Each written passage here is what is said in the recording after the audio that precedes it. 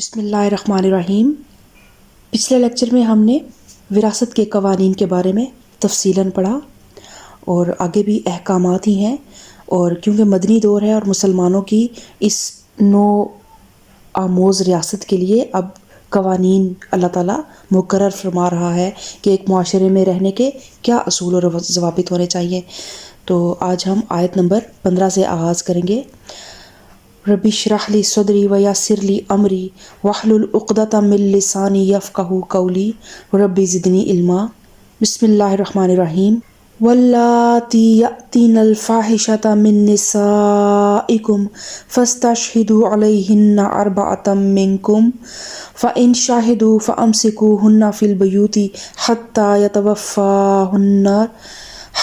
یتوفاہن الموت او یجعل اللہ لہن سبیلا۔ تمہاری عورتوں میں سے جو بدکاری کی مرتکب ہوں ان پر اپنے میں سے 4 آدمیوں کی گواہی لو، اور اگر 4 آدمی گواہی دے دیں تو ان کو گھروں میں بند رکھو یہاں تک کہ انہیں موت آ جائے یا اللہ ان کے لیے کوئی راستہ نکال دے، اور تم میں سے جو اس فعل کا ارتکاب کریں ان دونوں کو تکلیف دو۔ پھر اگر وہ توبہ کریں اور اپنی اصلاح کر لیں تو انہیں چھوڑ دو کہ اللہ بہت توبہ قبول کرنے والا اور رحم فرمانے والا ہے۔ ان آیات میں زنا کی سزا بیان کی گئی ہے، اور آیت نمبر 15 میں صرف زانیہ عورتوں کے متعلق حکم ہے، اور ان کی سزا یہ ارشاد ہوئی ہے کہ انہیں تا حکم ثانی قید رکھا جائے، اور دوسری آیت زانی مرد اور زانیہ عورت دونوں کے بارے میں ہے کہ دونوں کو اذیت دی جائے، یعنی مارا پیٹا جائے، سخت سست کہا جائے اور ان کی تذلیل کی جائے۔ اور یہ بات واضح رہے کہ زنا کے متعلق یہ ابتدائی حکم تھا۔ اس کے بعد سورہ نور میں وہ آیت نازل ہوئی جس میں مرد اور عورت دونوں کے لیے ایک ہی حکم دیا گیا ہے کہ انہیں 100 کوڑے لگائے جائیں۔ اب اہل عرب کیونکہ اس وقت تک کسی بھی باقاعدہ حکومت کے ماتحت رہنے اور عدالت اور قوانین اور کسی بھی نظام کے اطاعت کرنے کی انہیں عادت نہیں تھی، وہ آزاد منش لوگ تھے، قبیلہ والے، بدوی طبیعت تھی ان کی نا، تو اس لیے یہ بات حکمت کے خلاف ہوتی کہ اگر کوئی بھی اسلامی حکومت قائم ہوتے ہی ان پر سخت قوانین لگا کر ان پر نافذ کر دیا جاتا تو پھر ان کے لیے ان قوانین کی پابندی کرنی مشکل ہو جاتی۔ تو اللہ تعالیٰ کیونکہ بڑا حکیم ہے تو اللہ تعالیٰ نے پھر ان کو رفتہ رفتہ ان تعزیری قوانین کا خوبر بنانے کے لیے پہلے زنا کے متعلق یہ سزائیں تجویز کی جو نسبتاً تھوڑی نرم تھی، پھر بتدریج جو ہے اللہ تعالیٰ نے زنا، قذف اور سرقہ کی حدیں مقرر کیں، اور پھر اسی بنا پر تعزیرات کا وہ مفصل قانون بنا جو نبی کریم صلی اللہ علیہ وآلہ وسلم اور خلفائے راشدین کی حکومت میں نافذ تھا۔ انما التوبۃ علی اللہ للذین یعملون السوء بجہالۃ ثم یتوبون من قریب فاولئک یتوب اللہ علیہم وکان اللہ علیما حکیما۔ ہاں یہ جان لو کہ اللہ پر توبہ کی قبولیت کا حق انہی لوگوں کے لیے ہے جو نادانی کی وجہ سے کوئی برا فعل کر گزرتے ہیں اور اس کے بعد جلدی ہی توبہ کر لیتے ہیں۔ ایسے لوگوں پر اللہ اپنی نظر عنایت سے پھر متوجہ ہو جاتا ہے، اور اللہ ساری باتوں کی خبر رکھنے والا اور حکیم اور دانا ہے۔ مگر توبہ ان لوگوں کے لیے نہیں ہے جو برے کام کیے چلے جاتے ہیں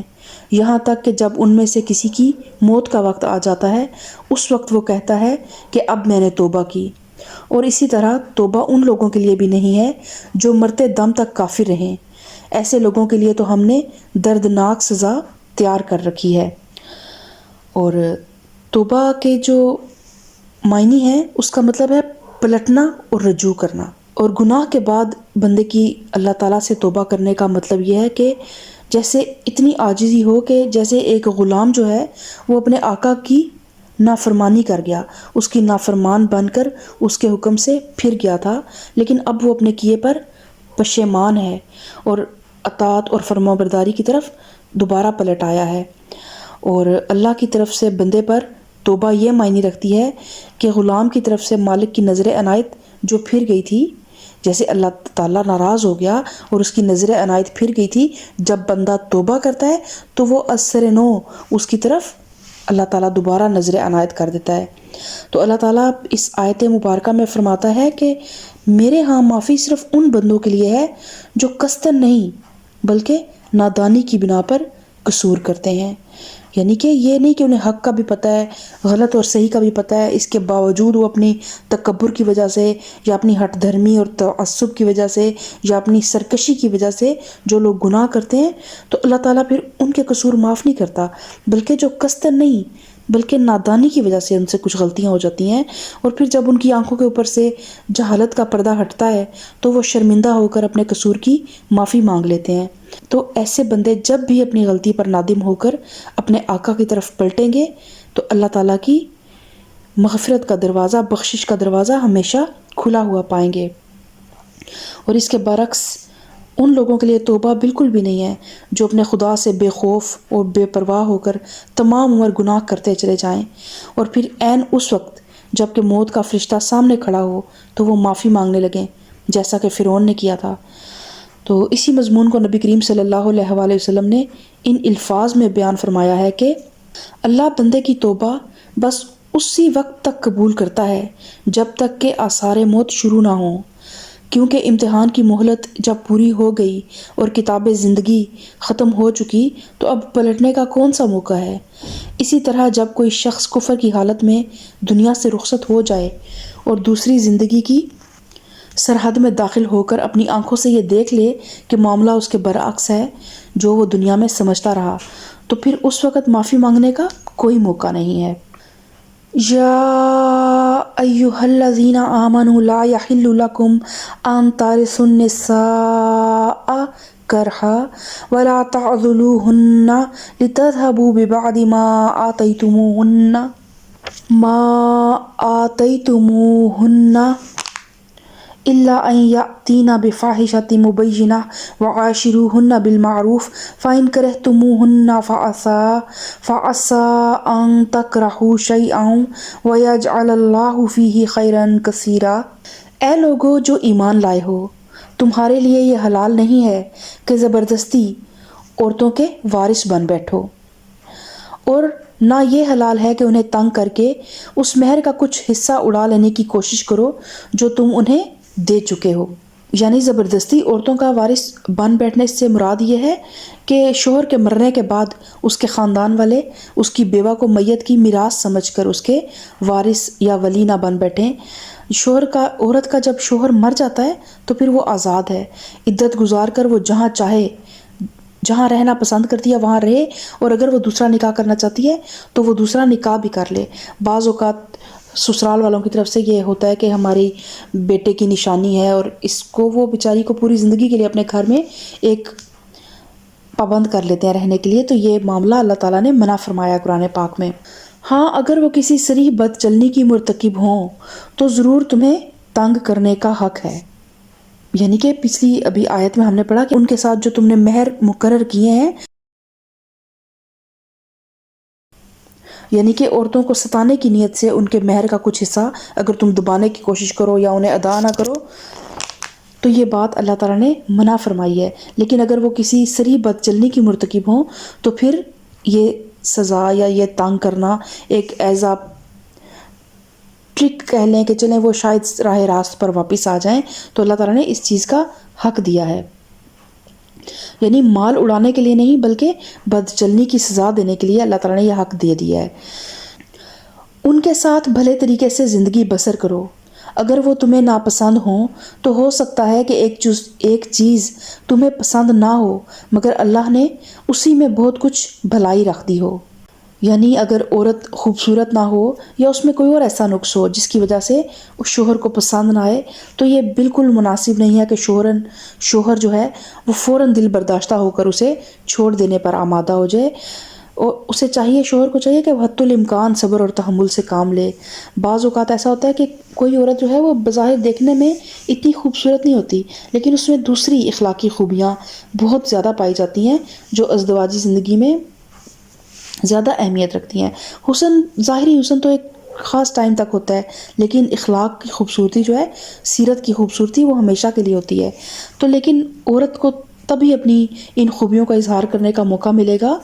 جب وہ اس کو تھوڑا ٹائم دے گا۔ اگر شوہر ابتدا میں محض اس کی صورت کی خرابی سے دل برداشتہ ہو کر اس کو چھوڑ دے تو یہ پھر مناسب نہیں ہے، بلکہ یہی شوہر اگر اسے ٹائم دے تو آپ دیکھیں گے کہ with the passage of time وہ اس کی خوبیوں پر فریفتہ ہو جاتا ہے۔ اور اسی طرح بعض اوقات ازدواجی زندگی کی ابتدا میں عورت کی بعض باتیں شوہر کو بڑی ناگوار محسوس ہوتی ہیں اور وہ اس سے بد دل ہو جاتا ہے، لیکن اگر وہ صبر سے کام لے اور عورت کے تمام اس کی جو خوبیاں ہیں ان کو بروئے کار لانے کا اس کو موقع دے تو اس پر خود ثابت ہو جاتا ہے کہ اس کی بیوی میں برائی سے بڑھ کر خوبیاں زیادہ ہیں۔ لہٰذا یہ بات اللہ تعالیٰ کو پسند نہیں ہے کہ آدمی ازدواجی زندگی کے تعلق کو منقطع کرنے میں جلد بازی سے کام لے۔ طلاق جو ہے نا وہ ایک آخری سلوشن ہے، آخری چارہ کار ہے، اور جس کو انتہائی جو ہے نا ناگزیر حالات میں استعمال کرنا چاہیے۔ نبی کریم صلی اللہ علیہ وسلم کا ارشاد ہے کہ طلاق اگرچہ جائز ہے مگر تمام جائز کاموں میں اللہ کو سب سے زیادہ ناپسند اگر کوئی چیز ہے تو وہ طلاق ہے۔ اور دوسری حدیث میں آتا ہے کہ آپ صلی اللہ علیہ وآلہ وسلم نے فرمایا، نکاح کرو اور طلاق نہ دو، کیونکہ اللہ ایسے مردوں اور عورتوں کو پسند نہیں کرتا جو بھنورے کی طرح پھول پھول کا مزہ چکھتے پھریں۔ یعنی کہ یہ جو نکاح اور طلاق یہ کوئی کھیل تماشا نہیں ہے، یہ زندگی کے بہت سنجیدہ مسائل ہیں۔ یہ صرف اس لیے نہیں کہ آپ کو کوئی اچھا لگا آپ نے فوراً نکاح کر لیا، برا لگا آپ نے اس کو چھوڑ دیا، یہ بہت سنجیدہ مسائل ہیں۔ ایک طلاق سے کسی انسان کی پوری زندگی، ایک انسان کی نہیں، اس سے وابستہ پورے گھرانے کی زندگی جو ہے وہ برباد ہوتی ہے، اس کے اوپر بہت زیادہ کرائسس میں انسان چلا جاتا ہے، چاہے وہ مرد ہو چاہے وہ عورت ہو۔ تو بہت سوچ سمجھ کر ان حقوق کا استعمال کرنا چاہیے۔ وَإِنْ أَرَدْتُمُ اسْتِبْدَالَ زَوْجٍ مَّكَانَ زَوْجٍ وَآتَيْتُمْ إِحْدَاهُنَّ قِنطَارًا فَلَا تَأْخُذُوا مِنْهُ شَيْئًا أَتَأْخُذُونَهُ بُهْتَانًا وَإِثْمًا مُّبِينًا۔ اور اگر تم ایک بیوی کی جگہ دوسری بیوی لے آنے کا ارادہ ہی کر لو تو خواہ تم نے اسے ڈھیر سارا مال ہی کیوں نہ دیا ہو، اس میں سے کچھ بھی واپس نہ لینا۔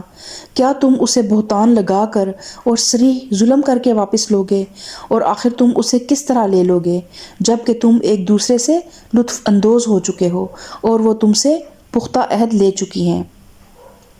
یعنی پختہ عہد سے مراد نکاح ہے، کیونکہ حقیقت میں نکاح جو ہے وہ ایک مضبوط پیمانے وفا ہے، اور جس پہ بھروسہ کر کے ہی ایک عورت اپنے آپ کو ایک مرد کے حوالے کرتی ہے۔ اب اگر مرد اپنی خواہش سے اس کو توڑتا ہے تو پھر اسے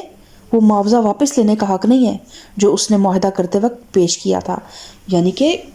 حق مہر میں پھر عورت کو آپ نے چاہے جو مرضی دی ہے آپ اس میں سے کچھ بھی لینے کے حقدار نہیں ہیں، اگر آپ دوسری شادی کرنا چاہتے ہیں یا اس عورت کو چھوڑ کر دوسری شادی کرنا چاہتے ہیں، دونوں صورتوں میں آپ اس سے حق مہر میں سے کچھ بھی واپس نہیں لے سکتے۔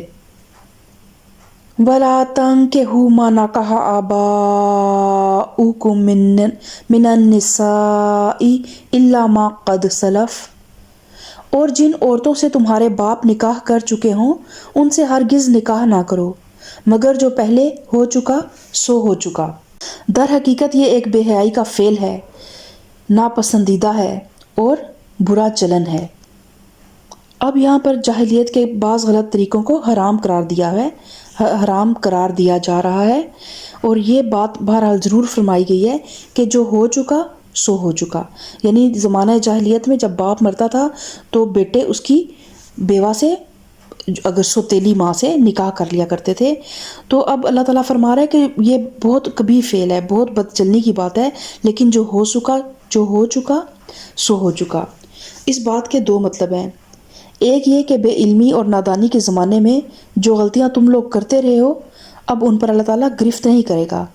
بشرطے کہ اب حکم آ جانے کے بعد اپنے طرز عمل کی اصلاح کر لو اور جو غلط کام کیے ہیں انہیں چھوڑ دو۔ اور دوسرا یہ کہ زمانہ سابق کے کسی طریقے کو اب اگر حرام ٹھہرا دیا گیا ہے تو ان سے یہ نتیجہ نکالنا صحیح نہیں ہے کہ پچھلے قانون یا رسم و رواج کے مطابق جو کام پہلے کیے جا چکے ہیں ان کو کل عدم اور ان سے پیدا شدہ نتائج کو ناجائز اور عائد شدہ ذمہ داریوں کو لازماً ساقط بھی کیا جا رہا ہے۔ یعنی کہ اگر سوتیلی ماں سے نکاح کو آج حرام تو کر دیا گیا ہے، تو اس کے معنی یہ نہیں ہے کہ اب تک جتنے لوگوں نے ایسے نکاح کیے تھے ان کی اولاد بھی حرام ہوگی۔ یعنی کہ ان کی اولاد کو حرام نہیں کیا جا رہا، وہ اپنے باپوں کے مال میں ان کا حق وراثت ساقط نہیں کیا جا رہا۔ اسی طرح اگر لین دین کے کسی طریقے کو حرام کیا گیا ہے تو اس کا مطلب یہ نہیں ہے کہ پہلے جتنے معاملات اس طریقے پر ہوئے تھے انہیں بھی اب کل عدم ٹھہرایا گیا ہے، اور اب وہ سب دولت جو اس طریقے سے کسی نے کمائی ہے وہ واپس لی جائے گی یا حرام ٹھہرائی جائے گی، کیونکہ اس طرح ایک بہت بڑا سلسلہ سٹارٹ ہو جائے گا۔ کتنے بچے حرام قرار دے دیے جائیں گے، کیونکہ جو سوتیلی مائیں تھیں ان کی، ان سے ان کی اولادیں بھی ہو چکی تھیں، تو اللہ تعالیٰ نے اس لیے فرمایا کہ جو ہو چکا سو ہو چکا۔ ٹھیک ہے، اگر آپ ان ماؤں کو اپنے ساتھ نہ رکھیں، ان کے ساتھ رشتہ ازدواج نہ رکھیں، لیکن جو بچے ہیں ان کی کفالت کی ذمہ داری اب آپ کے اوپر ہے، وہ آپ کی اولاد شمار ہوگی۔ آج کا لیکچر ہمارا یہاں تک ہی تھا۔ اگلے لیکچر میں انشاءاللہ تعالی ہم مزید ڈیٹیل کے ساتھ باقی تمام رشتوں کی حرمت کے بارے میں پڑھیں گے کہ کون کون سے وہ رشتے ہیں جن پر حرمت نافذ ہوتی ہے، جن کے ساتھ نکاح جائز نہیں ہے۔ اللہ تعالیٰ ہمیں بہترین انداز میں قرآن پاک کو آگے پہنچانے کی توفیق عطا فرمائے۔ اللہ تعالیٰ اس امانت کو بہترین انداز سے لوگوں کے سپرد کرنے کی توفیق عطا فرمائے۔ اللہ تعالیٰ ہمیں پڑھنے میں اور ہمارے پڑھانے میں برکت نصیب فرمائے۔ آمین ثم آمین۔ اللہم انی اعوذ بک من علم لا ینفع ومن قلب لا یخشع ومن نفس لا تشبع ومن دعوت لا یستجاب لہا۔ اے اللہ، بے شک میں پناہ مانگتی ہوں ایسے علم سے جو نفع نہ دے، اس دل سے جو نہ ڈرے، اس نفس سے جو سیر نہ ہو، اور اس دعا سے جو قبول نہ کی جائے۔ آمین ثم آمین۔